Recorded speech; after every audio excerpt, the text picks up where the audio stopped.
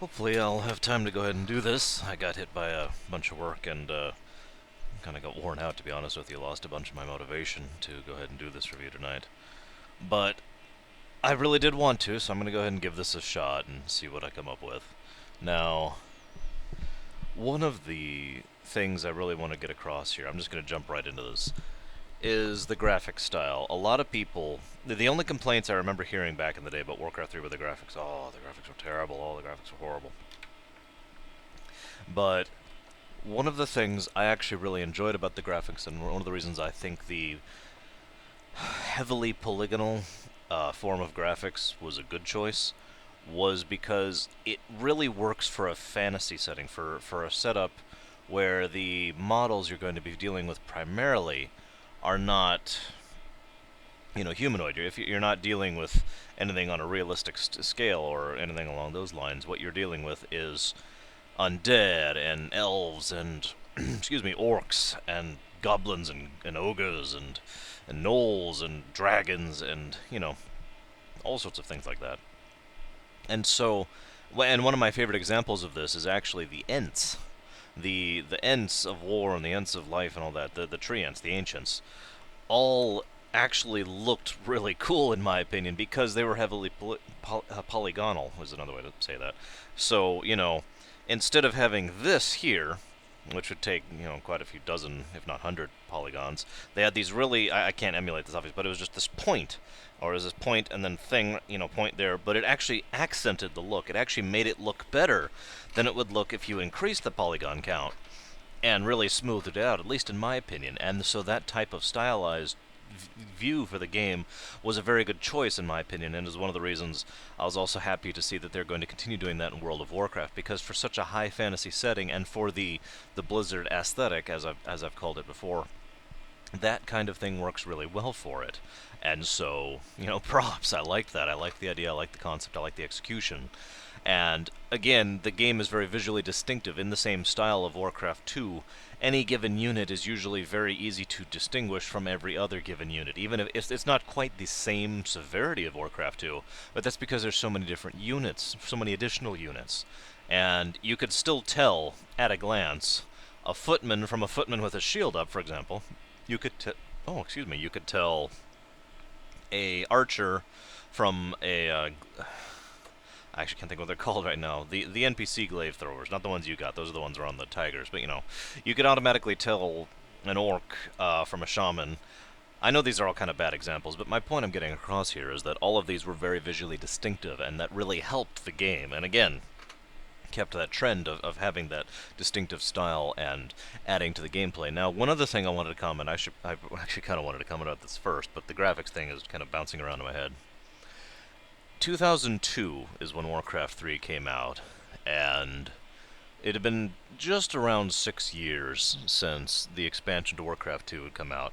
6 years, and there was no real word. There weren't a lot of rumors. There weren't a lot of mills going on about a Warcraft 3. In that time, StarCraft came out. StarCraft Brood War came out. Diablo 2 came out. There were several games.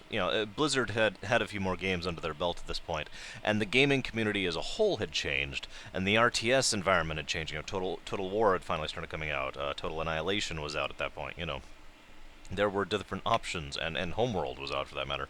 The setting had changed, if I could call it that way. If we could call real life a setting.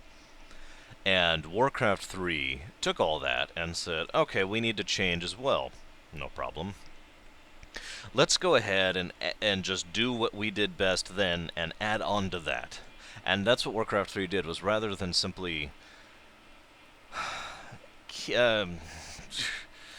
instead of keeping the whole, how do I even put this? I'm trying to think of a good way. They did, in my opinion, the correct thing. They took an existing formula that worked and they added to it and didn't try to change it up too much, didn't try to alter how things worked. The only thing that could be argued that they added, which was a genuine change, and I will admit this freely, is the food cap. I will support the food cap, but only for one very good reason, and I'll get to that in a moment. So, Warcraft 3 was everything it needed to be, plus more. For example, The biggest thing I'll get to last, but adding the leveling system and the inventory management of the heroes was a great idea. It wasn't fully as far as something that other games had done, such as Myth, for example, which had the persistent levels across games, and several other RTSs. I don't remember if they had actually back then. I don't think they had yet. I think Warcraft 3 was among one of the first to have persistent characters and persistent levels across different missions. It's something that became a little more popular as time went on, perhaps in part because of what happened in Warcraft 3 and how successful that was. But it was an awesome idea, and I loved the thought that I'm the kind of guy who would tend to go and do all the optional stuff anyways, but I liked the fact that there was an actual motivation to do so, not just for lore reasons or plot reasons or content reasons, but for the fact that if I do so, I get this orb which adds 2 to 4 fire damage to every attack I do, and that orb will still be there next mission. And if you're playing on the hardest difficulty, several of the Warcraft 3 missions are actually quite brutal, and so having that extra edge is helpful a lot. Now, on top of that, let's what other things they added. The increased variance between the difficulties. This is something that Blizzard has been doing a little bit more and more as time goes on, because Warcraft 3 was where that really started. Nowadays, Diablo 3, for example, just to use the immediate just came out example, normal difficulty is very easy. It's very simple. To be honest with you, I would be very surprised if you weren't able to get through that with ease and without having to really go into too much depth in the game, which is the point. Just to use my own example, none of my characters have ever died in normal. There's nothing there that can kill me. It's just not that hard, and that's fine. I have nothing against that. StarCraft 2 is another example. They had that casual mode. Now, I actually I did try that just because I was honestly curious. Now that mode was completely unenjoyable for me. It ruined all the tension, all the drama, all the pathos of all the scenes that were supposed to be happening and weren't because I was on casual difficulty. However, I am fully in support of the fact that that mode exists, that easier difficulty exists, and getting back to my point, if I may, the fact that the bridge between the difficulties is greater. So, you've got really easy, you've got kind of easy, you've got what is usually considered normal, and then you have hard, or indeed, really easy, normal, hard, and then really hard. StarCraft 2 and Diablo 3 both are of the latter category, where the last difficulty is, no really, this is insanely difficult. Warcraft 3 started doing that with the hard difficulty, which was much harder, which had literally different rules, and anybody who's playing hard needed to figure out how that worked. The infinite resources thing, the instant rebuild thing, the instant respawn for heroes, all the different rules, because there was actually a different rule set that the AI and the teams would follow if you were on the hard difficulty, and I liked that. I liked the fact that it forced you to adapt your strategy, your tactics, in order to actually function, because just by building 12 chimeras or dragon frostworms or whatever, and attack moving to the other base doesn't work on those harder difficulties, and I don't think it should. But if you don't feel like that challenge, you can play on the easier difficulties, and that kind of strategy does in fact work. So, it hit both targets, and I like that a lot. Now, since I just discussed strategy, I want to go ahead and mention the thing I was going to put off for a minute. The reason I am okay with the food thing, the reason I'm okay with the food limitation thing is because ultimately what that did was, and it was done for this reason too, it was done to force you to think about food as an actual resource rather than something you just push to 200 as quickly as you can or whatever and get it over with. And what I mean by that is back in Warcraft 2, farms were essential, yes, the 4 food that each one gave was required. However, that 4 food was not actually a resource. It was there's a term for that actually, I'm trying to think of it. Let's just call it infrastructure and leave it at that. It was infrastructure. It was something you built and you moved on. It was not a resource you maintained like gold was, or wood was, or oil was. In StarCraft and StarCraft Brood War, it was the same general concept. Yes, you still had to get food, but ultimately it was more an infrastructure thing. Now in StarCraft, because things could cost more than 1 food, or psi power, or overlord control, or whatever you want to call it, and that type of thing, food. You still had to manage it, but it was much and much less so than Warcraft 3, which is the furthest extreme of what I'm talking about. With Warcraft 3, you were encouraged to use smaller groups, smaller, more varied groups, and actually engage in, if you'll forgive me for saying this, tactics, because when you are limited in...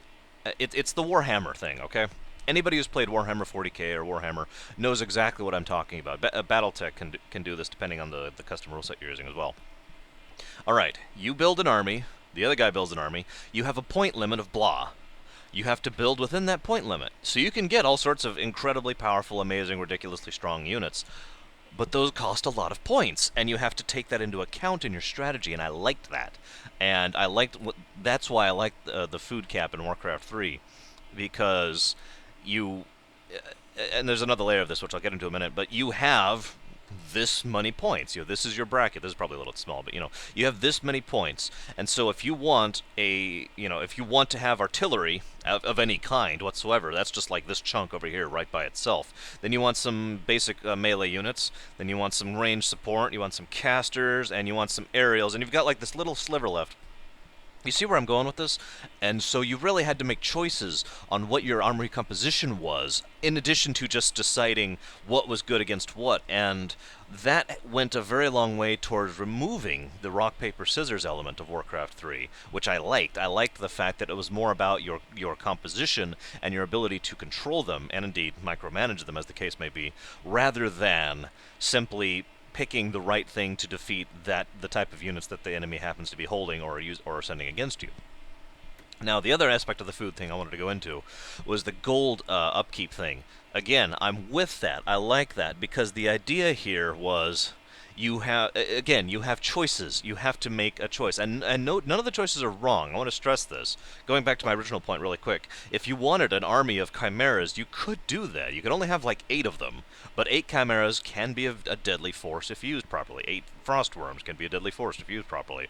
I think it was like 12 wyverns is what you could do. So, you could actually still do that. It was still possible. It was still a choice. You couldn't do that on the harder difficulties, but you get what I'm getting with here. It wasn't, you have to diversify. No. It was simply giving you options and really emphasizing them, and that's what the gold upkeep thing does too. Let me lay out the just most obvious option that's available to you here. Do I build up my force gradually so that I have units ready to go for when the enemy comes for me, and so that when I build that last unit, I'm ready to go? The upside is that is obvious. You have an army here. When the enemy comes for you, as they will, you will have someone ready to go. However, you are creating the gold upkeep problem as that's happening. So your income is literally going down as your army is going up. You can make that work, and it can work, but it usually requires a slightly different strategy, and in general, at least one more expansion in order to support that. On the other hand, you can wait and put the extra money that you'll be bringing in for not having the upkeep problem into additional barracks or training facilities or whatever, so that when the time comes when you have the total sum money, because you figured out how much gold or whatever or wood. I think those are the only 2 resources. How many resources you need in order to make the units you want to make. Then you could spread that load across all of them, build them all very quickly, relatively speaking, and then just immediately go from no upkeep to high upkeep, but it doesn't matter because you've already blown all the resources on your army and you're ready to go. Which is the obvious advantage of that. Of course, the obvious disadvantage of that not only is the fact that you have to have much more construction, but your defenses are going to be so much weaker. Now, and again, I loved multiplayer. A friend of mine, Pax, and I used to play Warcraft 3 a lot, and we used to just coordinate beautifully. He and I hardly ever even had to talk about it. It was just automatic. Okay, you do this, I'll do this, you do all this. And I'd look at his base, and I'd see what he's doing, and I'd know what he's doing, and so I'd adapt, and he'd look at my base, and it was just immediate. It was obvious. He and I have always been a good team in that. Same in StarCraft 2, for that matter. But that's another game. At least I think it's another game. No. You get the idea, though. And so when I bring that up, because if you're in a multiplayer match, having one guy who is doing the massive gold income so that he can dump it all on huge amount of infrastructure and then immediately build up this army like that is more viable when you have another guy who is dedicating himself towards the defense of you, even at the detriment of his own self.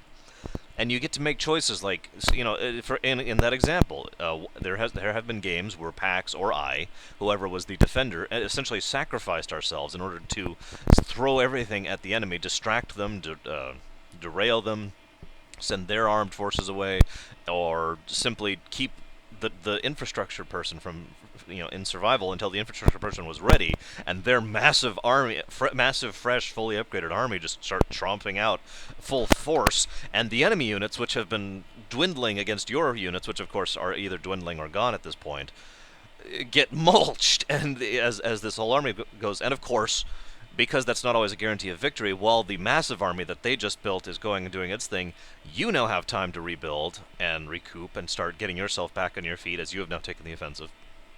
I guess what I'm saying in all this is the food thing combined with the very careful balance and a few other things I'll go into in more detail in a bit really added to the tactical level of Warcraft 3.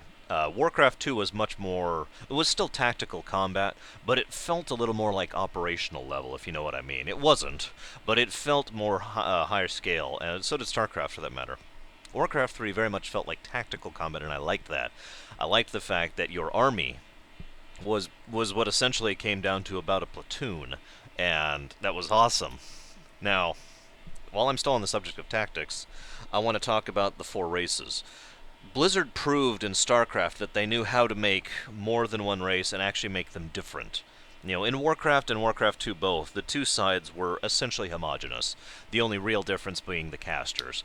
That was fine, that worked for the time, but StarCraft proved that you could have 3 very different playstyles, and all 3 of them be balanced, and all 3 of them be viable. All 3 of them have options of viability. You don't always have to do this strategy as a Protoss. You don't always have to do this strategy as a Zerg. You can do multiple strategies, and they work for all 3. Now, I know some people will take umbrage at that and say, oh, Blizzard doesn't know how to build balance. And that's your opinion, and you're fully entitled to it. But in my personal opinion, in my experience with StarCraft and with Warcraft 3, in these games, and in StarCraft 2, actually, in these 3 games, Blizzard did actually nail a very nice balance between the different races. Now, that's important, and it is important to have the option of taking many different strategies with each race that are still viable against any of the other races, including themselves. But the reason I really liked the 4 races thing was that all 4 of them very much played differently. Now, Warcraft 3 went through a lot of iterations. I'm just going to derail here for just a moment. A lot of people probably remember the original footage and the original shots of Warcraft 3. I'm trying to think how to emphasize it here. If you can picture, here, me as like a hill, right? And, in Warcraft 3 you had the top-down thing, just like everything else. And, by the way, I'm fine with that decision. I was not one of the people who was upset about this, but, you've got this hill, and the camera over there was essentially the third person, and so the guys, actually it'd be more like up here. I can't do this appropriately, I'm sorry. But, the point is third-person perspective, so as the guy's doing this thing, the camera's, following along here, and... And it was going to be the heroes were originally going to be basically the focus, and they weren't going to be resource generation or anything like that. And over time, and I agree with this, by the way, they decided to go ahead and make it an RTS and not try and branch out and not try and do the different thing. And all that development and idea and concept went into World of Warcraft instead. So, I do support the fact that Warcraft 3 was a traditional Blizzard RTS, and in fact I hope Warcraft 4 will be as well.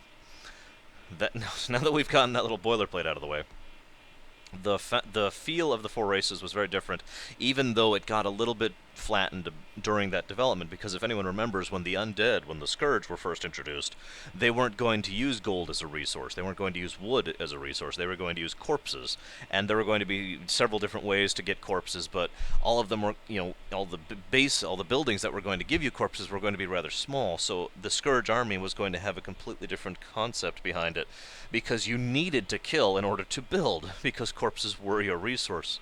Now, I see why they didn't do that. There were severe issues with balancing that and making that viable, and that's why they went ahead and went back to them using gold and wood and occasionally corpses.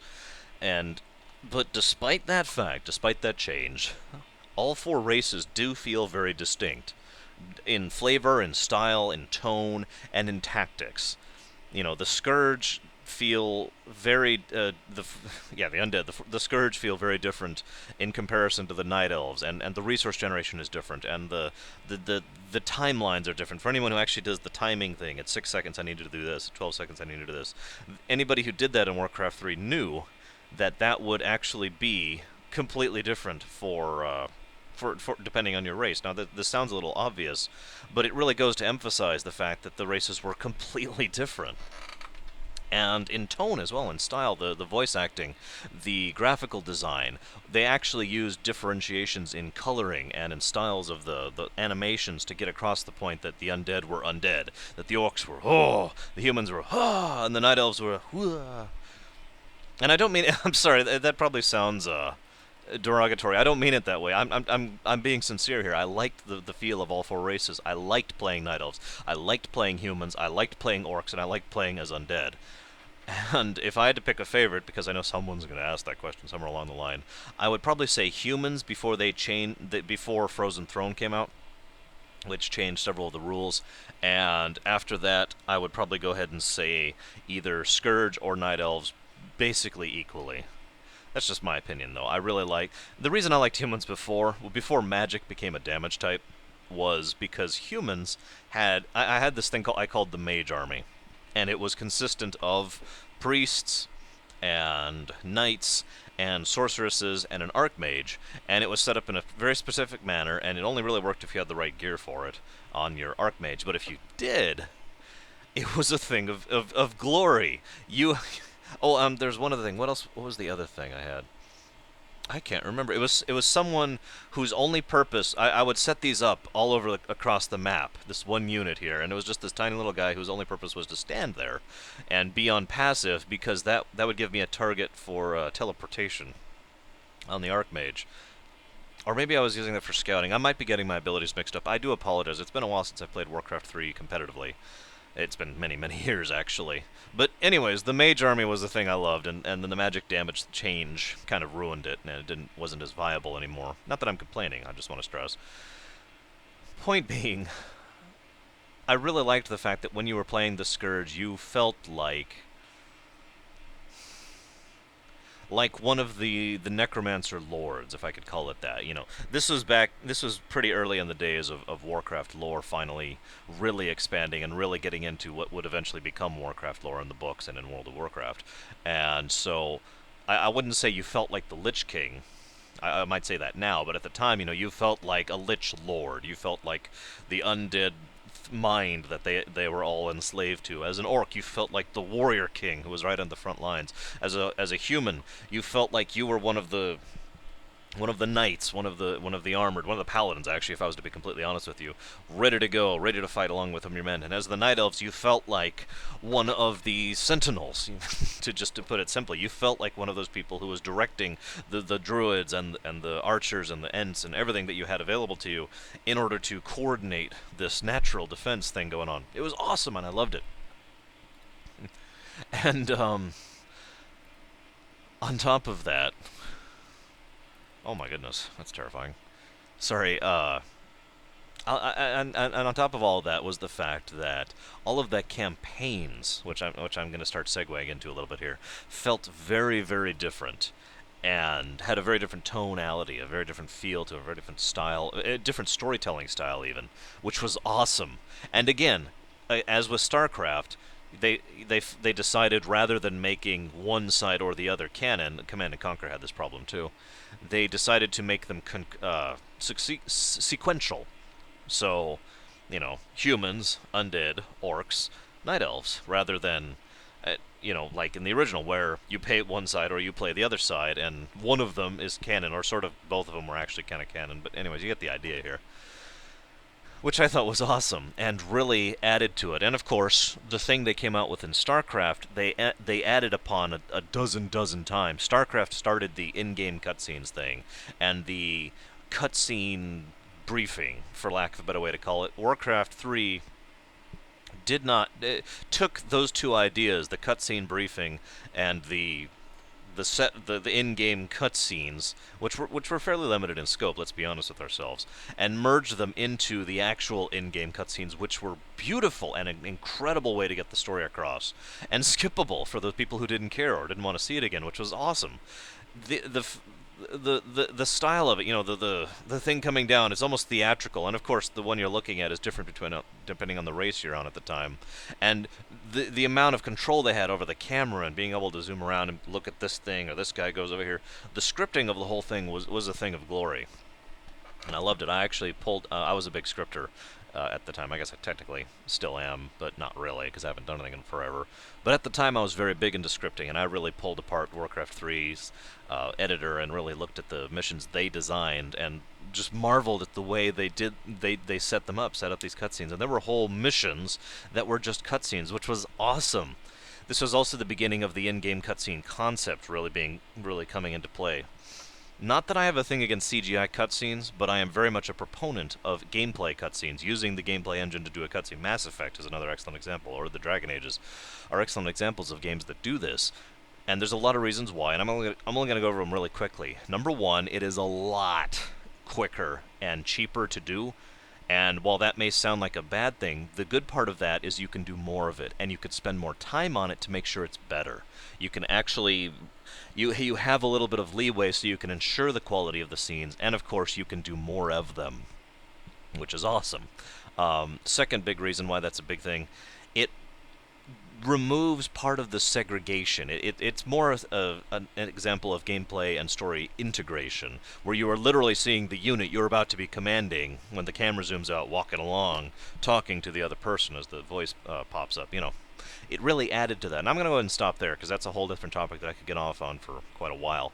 But, it worked really well, and as I was saying, the use of those cutscenes through the different campaigns, and not just that, but the feeling of the missions themselves, the missions, the goals of the missions, the way they were presented, the way they unfolded, were different in all of the cases, and really gave you a different feeling. And another thing they started doing in Warcraft 3, really, the missions that weren't base build defeat enemy started way back in Warcraft 1, as I just discussed. But with StarCraft, they started going in a different direction of that, especially with Brood War. Warcraft 3 took that and went even farther. There were several missions in Warcraft 3, and several more in Frozen Throne, which I'm going to kind of cover separately, which were much different than your standard build base go after there. That still formed the core of the gameplay, and indeed it should. But it was not the only thing that was available, and there were many missions that were innovative or interesting or fun or dungeon crawlers or whatever, and in all these cases it was still engaging, it was still entertaining, it was still fun. They pulled it off very well. Now let's go ahead and talk about Frozen Throne, the gameplay for a minute, because I'm going to do the story of Warcraft 3 and Frozen Throne as its own section here at the end here. Frozen Throne really did add a lot of gameplay mechanics and scripting mechanics. Again, the same thing they should always do. They took what was good and added onto it.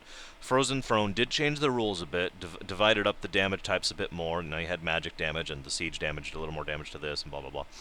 But Frozen Throne also added a lot of different ability types and consequences of that. They added the neutral heroes and that sort of thing.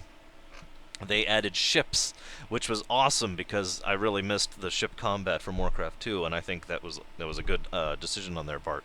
For the reference, no, I don't think that Warcraft 3's ship combat is superior to Warcraft 2's, and that's just being honest. But I give them props for doing it nonetheless, and it was still good, it was still fun. It's just I like Warcraft 2's naval battles far more. But anyways, moving on.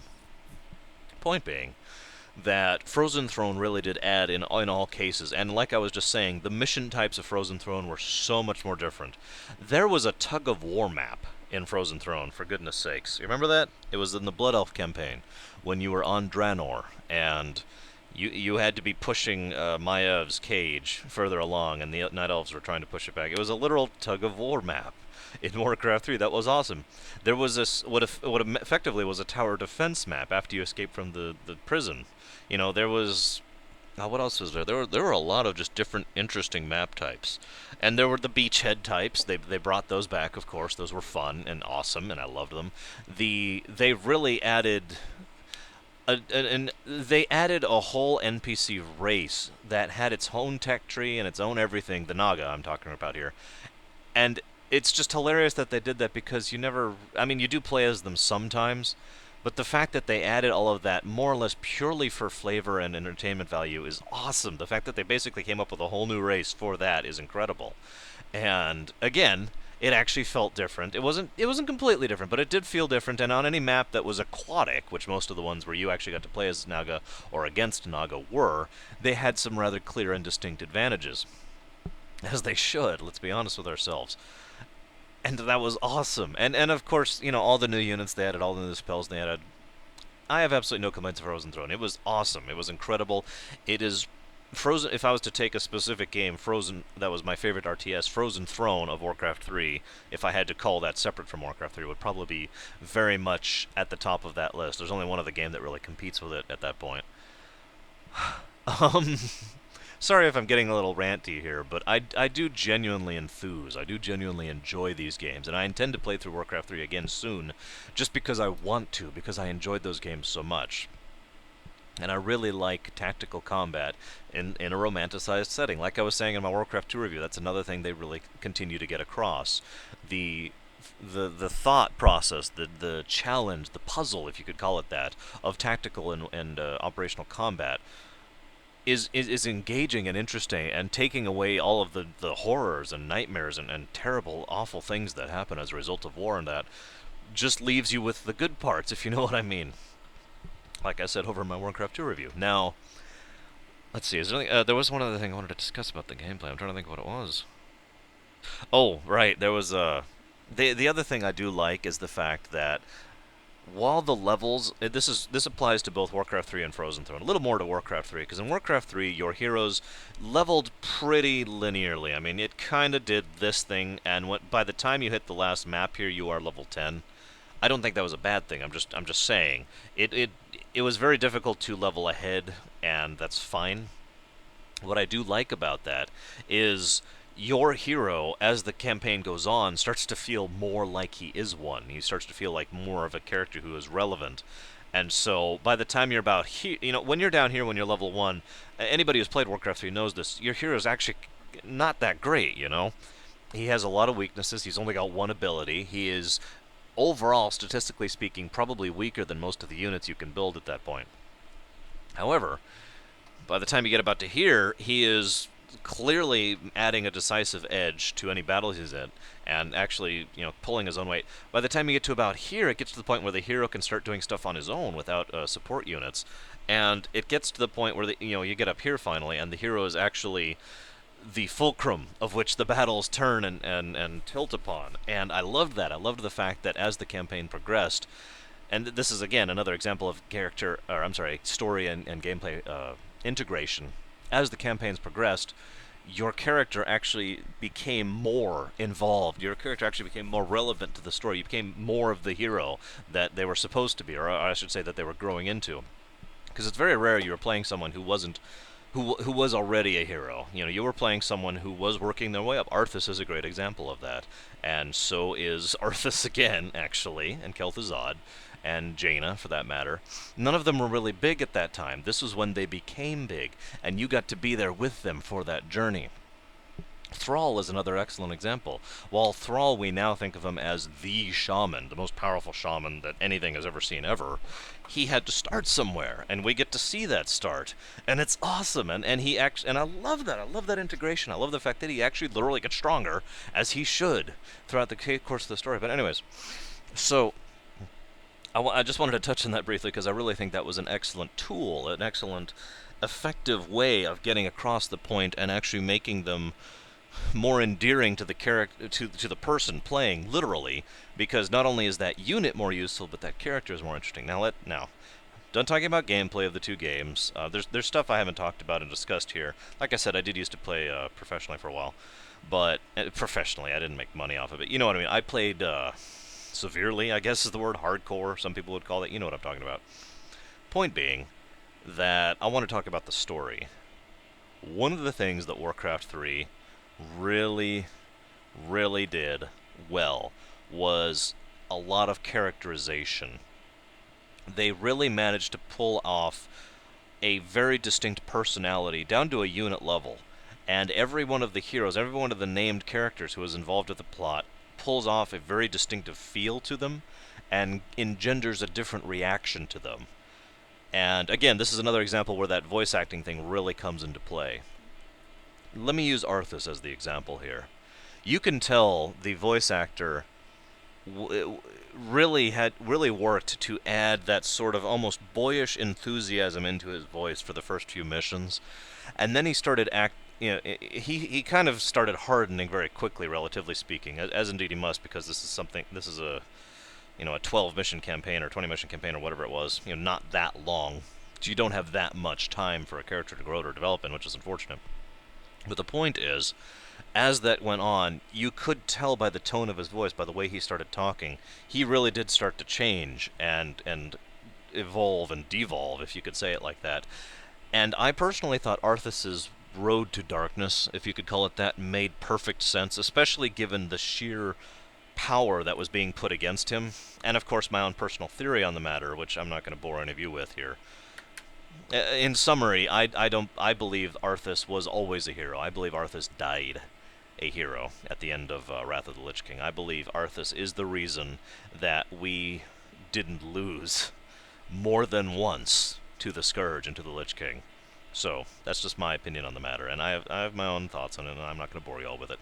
But my point is that the voice acting was top-notch in all cases, and Chris Metzen really finally got to come into his own. Chris Metzen is, in my opinion, a very good voice actor, and very excellent voice actor.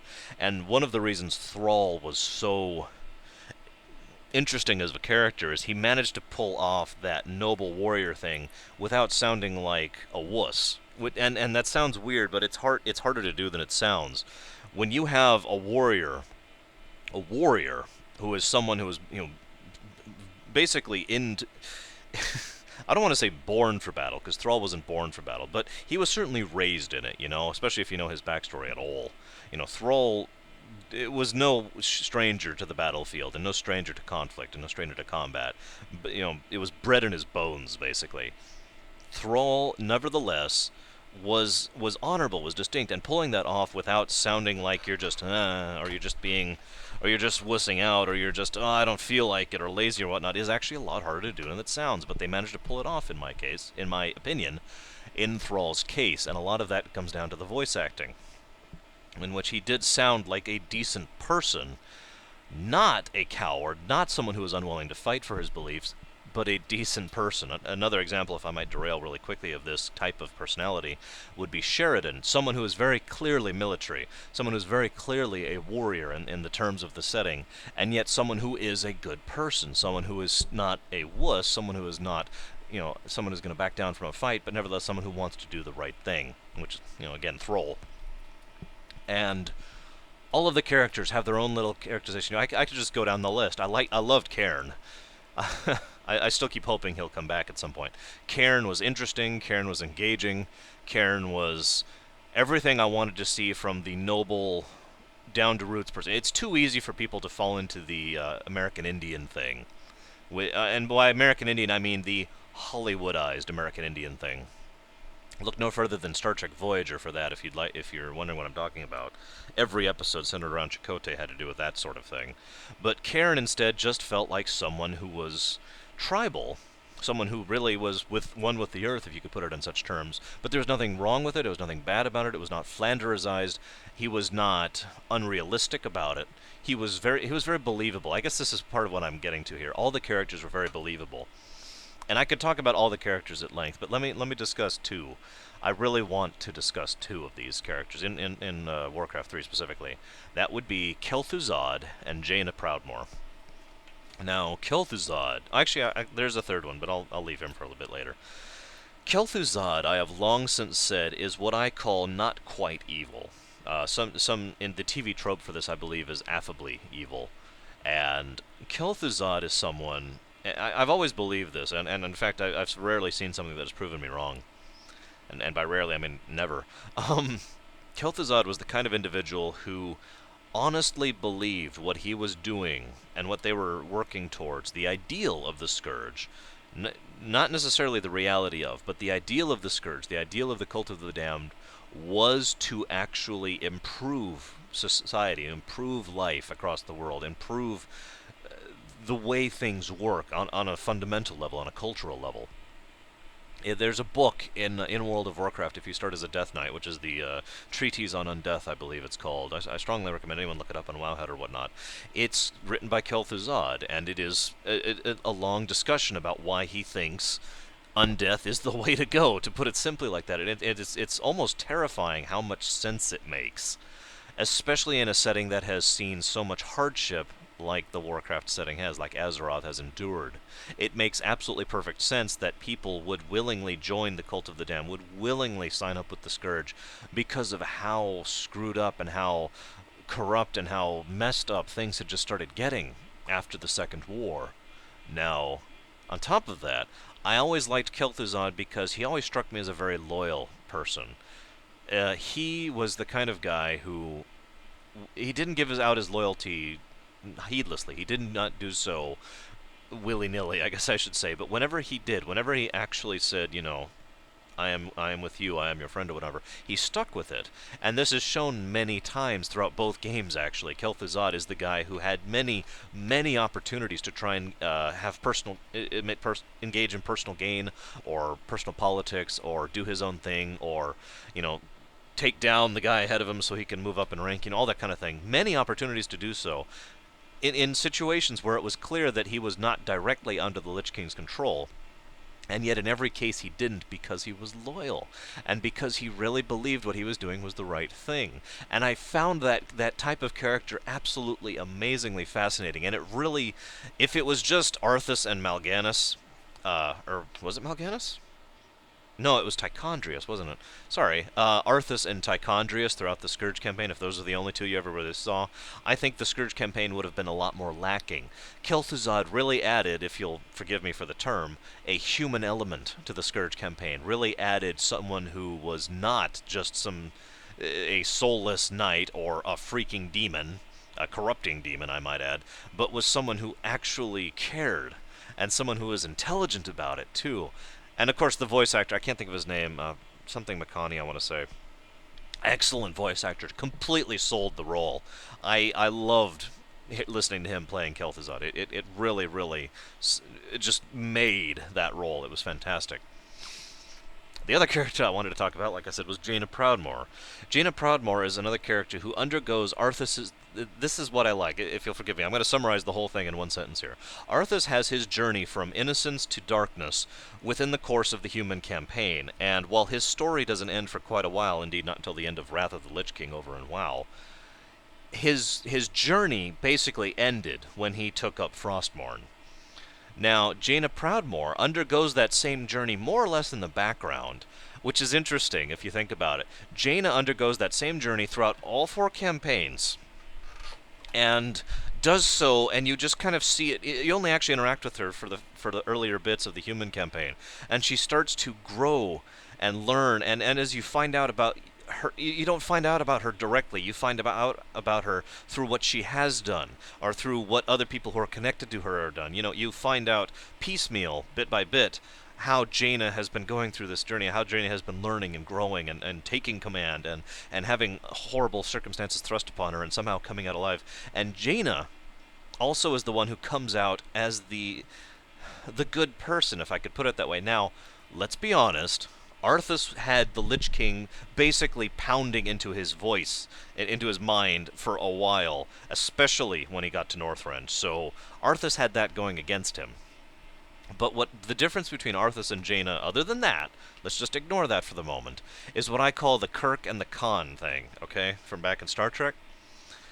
Kirk, now this wasn't fully explored, unfortunately, in the movies, and really, they should have done more with this, in my opinion. But Kirk goes through all this horrible, terrible stuff, loses his best friend, loses his ship, loses his commission, loses his command, loses his son, is murdered for no reason, nearly dies, nearly loses his friends, just goes through hell and back, but comes through it with the best qualities of humanity, if I can say that. Comes through it proving that he is Kirk, that he is a good man, and that in the face of adversity he stayed a good man, which is what really shows you what that kind of a person is, in my opinion, right? You really know who you are when you're at your worst.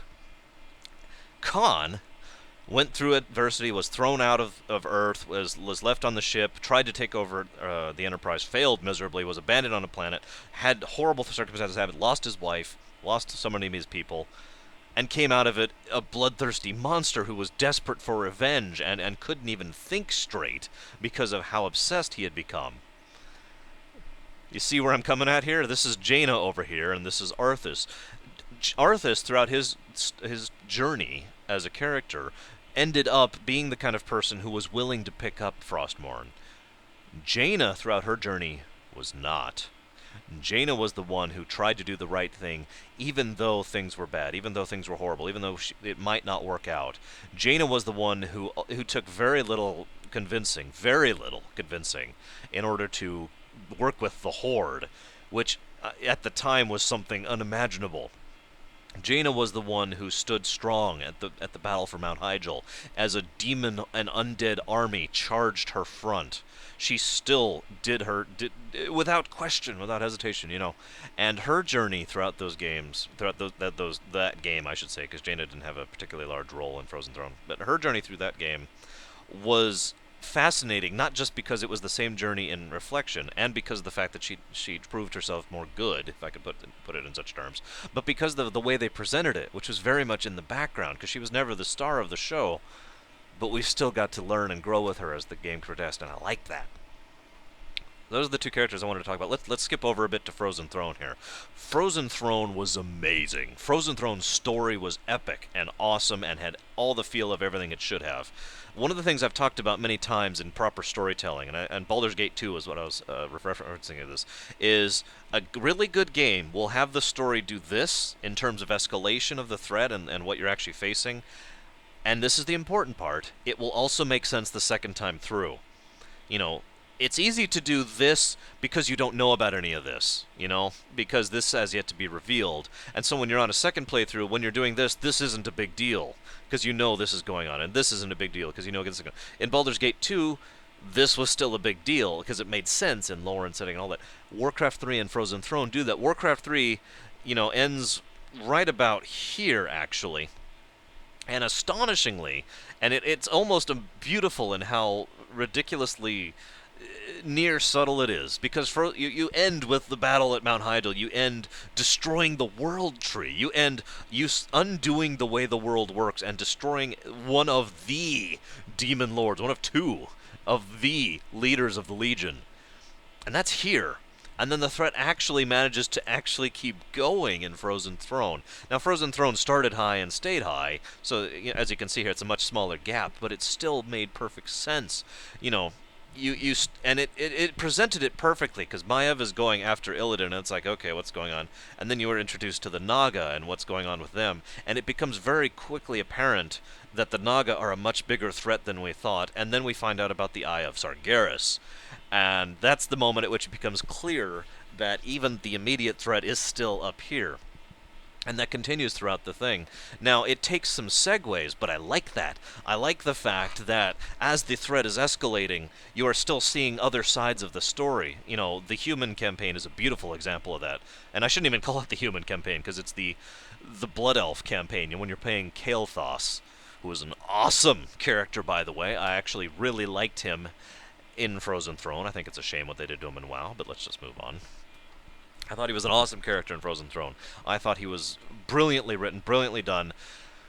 Beautiful example of, again, the noble warrior who's trying to do the right thing, but also the kind of guy who has the reflect version. And if you'll forgive me for making the comparison here, Thrall, warrior king, definitely battle bred in his bones, as I was saying, someone who definitely is that kind of person, but trying to do the right noble thing. Kel'thuzad. Everything I just said. Kel'thuzad was a warrior prince. Kel'thuzad was someone who had been in battle many times. He was in the Troll Wars, if I'm not mistaken, as well. Both of these people were warriors. Both of these people went through the same type of journey. Both of these people had their people completely screwed over and were willing to do what they needed to do to save them. But Thrall, again, like Jaina, proved himself a truly good person in the end and did it the right way. Kel'thuzad let go of his ideology, let go of his idealism, let go of everything, and it is debatable, as it was in the case with Arthas, that Kel'Thuzad's problem was his magical addiction, thanks to the destruction of the Sunwell, or the corruption, I should say, of the Sunwell. That is possible.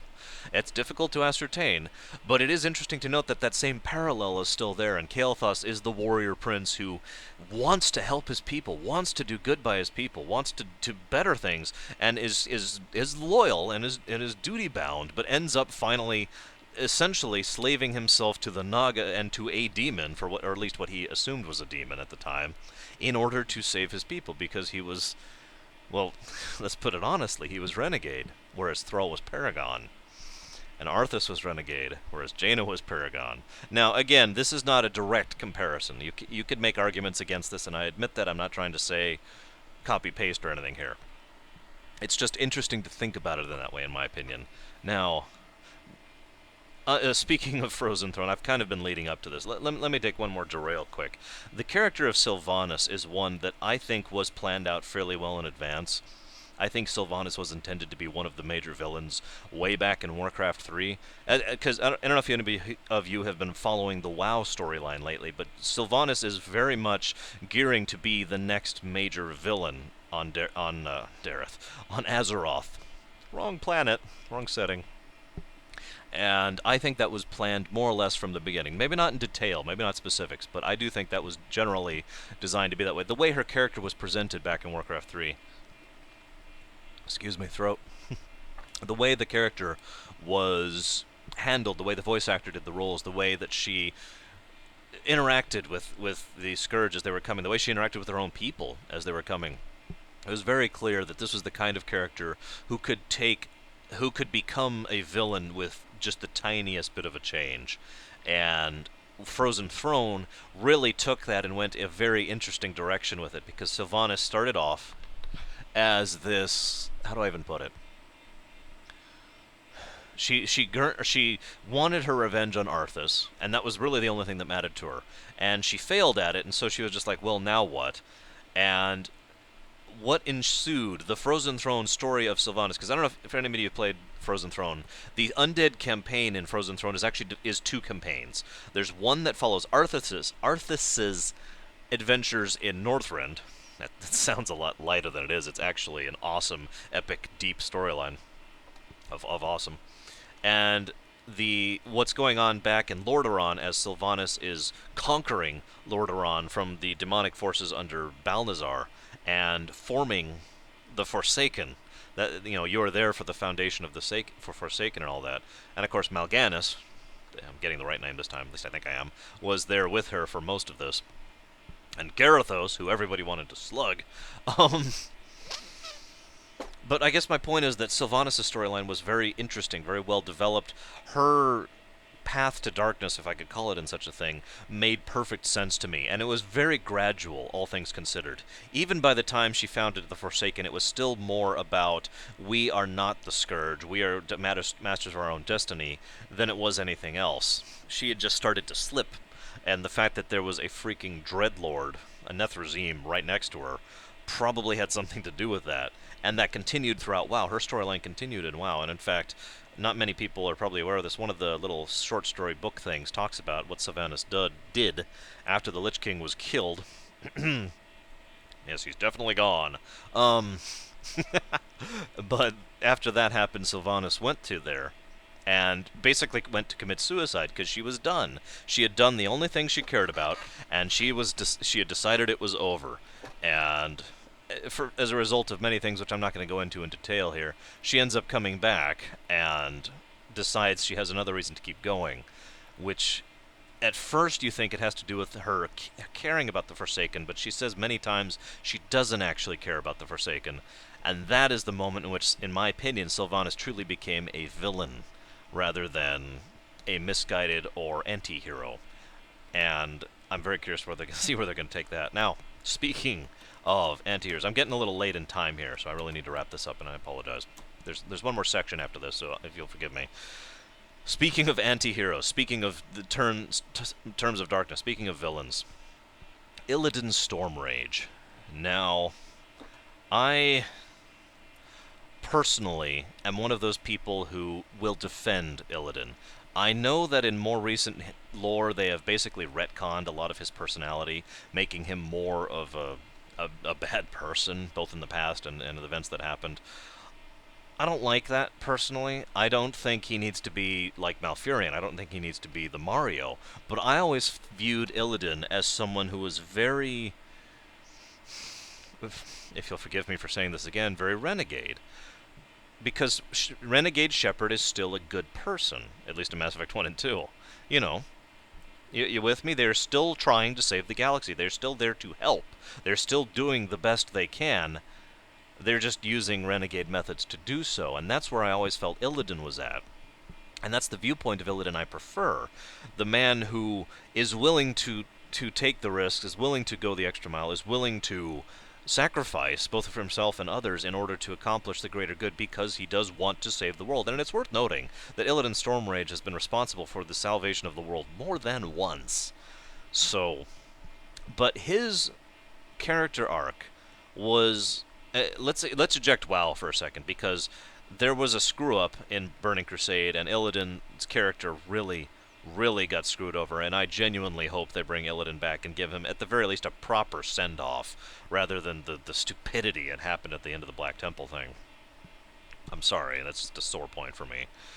Like I said, Blizzard isn't perfect. I've said that many times. But, getting back to the point, Illidan, ignoring the WoW storyline, I thought was extremely well written, extremely well acted, extremely well presented, made perfect sense for someone who believed he could control the demonic power, and he did believe that, and it's possible that he could have. Let's be honest with ourselves, given the sheer level of power and knowledge and experience he had. It made perfect sense that he would accept taking the Skull of Gul'dan. It made perfect sense that he would accept becoming part demon himself. It made perfect sense that he would make the deal with the Naga and get the eye in order to bring down the Lich King. You know, all of these things he was doing, he was not doing it the right way. He was not doing it the Paragon way. He was not doing it, you know, as a good guy. But he was trying to accomplish good with his actions. He was trying to help. And it's worth noting that the only reason that that the good guys, I'm just going to say it, that we won the Battle of Hyjal was because of Illidan Stormrage. And it's also worth noting that the only reason that happened was because of the current Lich King, Ner'zhul. If he had not taken the Skull of Gul'dan and destroyed Tichondrius, obliterated him in a true and permanent way, the battle for Hyjal probably would have gone very differently, as they would have had the full might of the Scourge available and a lot more of everything on their side, and demonic magic for that matter. All of that being said, Illidan's progression from... It's kind of funny, because some people I've heard comment on Illidan as doing this thing, character-wise. I never felt that was true. I felt it more had to do with whose perspective the player was seeing through at the time. When you're playing as Maiev, you don't really see Illidan as in a particularly sympathetic light, because you're playing as Maiev. When you're playing as Illidan, you do tend to see him in a more sympathetic light. You see what he was trying to do. You see that he was trying to help. When you're playing as Malfurion and Illidan, seeing the two brothers joining up like that, you again see the fact that that Illidan is not a bad guy, and that they are trying to do the best they can. When you're playing as Kel'Thuzad, again, you tend to see him in a different light, in a different perspective, as the master perspective. And finally, when you see him as Arthas, way at the end, and in A Symphony of Fire and Ice, I believe is the name of that mission. Awesome mission. You again see him in yet another light, in a different viewpoint, as he is desperately trying to stop you from becoming the Lich King, and basically ending the death knell of the world. And knowing what we do now, and with my personal theory on the matter, it's very interesting how hard Arthas must have been fighting to win that fight, because he knew that only he could actually be the one to stop the Lich King in a permanent manner in the end. And if Illidan had won that fight that day, it is possible the Lich King problem would have just gotten worse. Now, I could talk about how much Warcraft 3 is responsible for Warcraft's lore as a whole. You know, Warcraft 2 definitely did start the pattern, but Warcraft 3 took what was this, as far as Warcraft lore, and turned it into this. Basically by itself, added to it in so many different ways. The very fact that there was another continent was something we weren't aware of. You know, and the existence of the Night Elves, and the existence of the Sunwell, and there was so much they added. There was so much they fleshed out the world for. For the first time, it was truly a world, truly a setting, and I loved the fact that Warcraft 3 gave us that, and managed to do so within the scope of the games themselves. And of course the fact that you finally got to go to Draenor again, or Outland at this point, and finally got to see what had become of the ruined world was awesome. I loved that. I loved everything that Warcraft 3 and Frozen Throne did for the story and the campaigns and the setting and the characters. And finally, I want to talk about one little thing actually really quick here, and that would be the music. I've said before, Warcraft 2 has some of the best, war music I've ever heard ever. Actually, it is the best war music I've ever heard ever. But Warcraft 3 managed, not only did it have the more ambiance thing, but what it did really well was set the tone. Not just the different music between the different sides, which was very distinct and gave a very very unique feel to the four sides, which I liked a lot. But on top of that was the fact that for all the cutscenes and for all the little cutscenes really that you see, and for the intro stages, the music they used for that really helped set the stage, if I could put it that way, and really added to it. And is probably, not counting the last thing, which I'm going to talk about in just a moment, really was the final notch for calling this game a work of art. For Warcraft 3 and Frozen Throne both, either taken separately or together, in my opinion, do deserve to be in the art category. They are amazing, fantastic, incredible games that I'm probably going to have to play again soon. Just because I love them so much and I want to.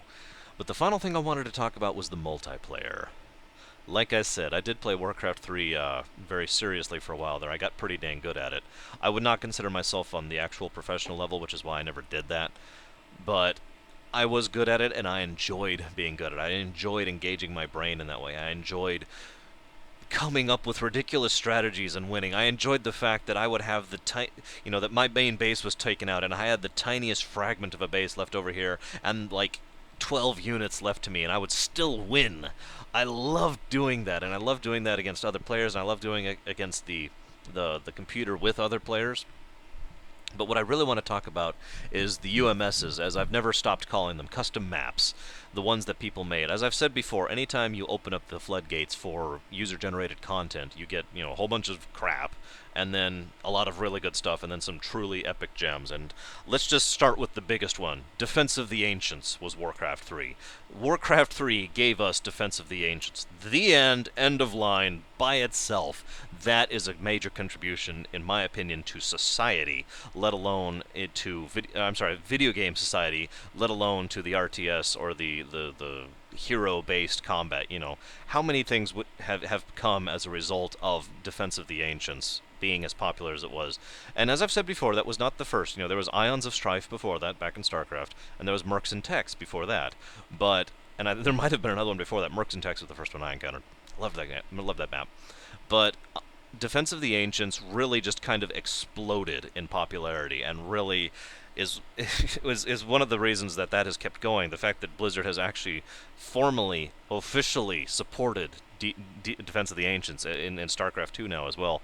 It just speaks to how popular and how successful that map was. On top of that, a lot of people came out with some really good RPG games, using the full extent.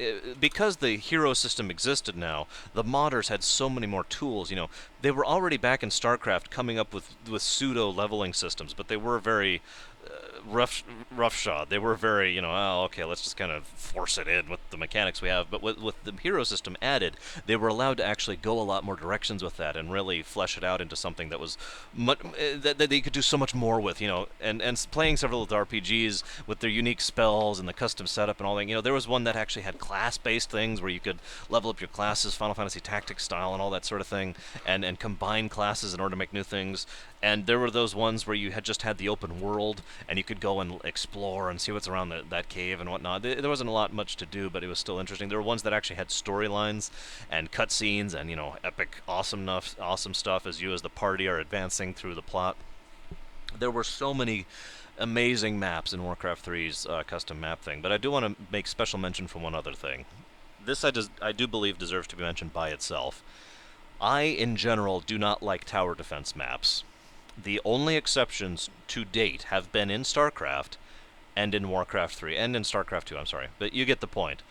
The major exception here is Warcraft 3. I actually played a lot of the mall maps. I had to think about that for a second, Elemental Mall or TD Mall or whatever. Those maps I played a lot of, and I got really good at.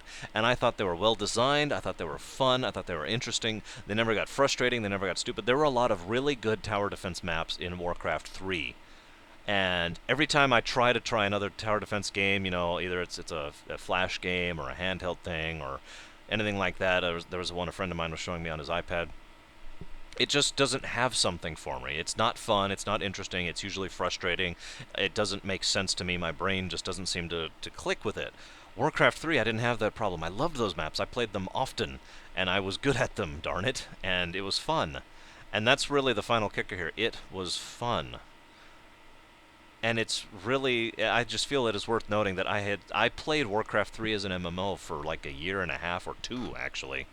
And what I mean that is by, this is a time when I couldn't afford to keep up my subscription to Asheron's Call, which I was playing at the time, and Earth and Beyond hadn't come out yet, and Guild Wars hadn't come out yet.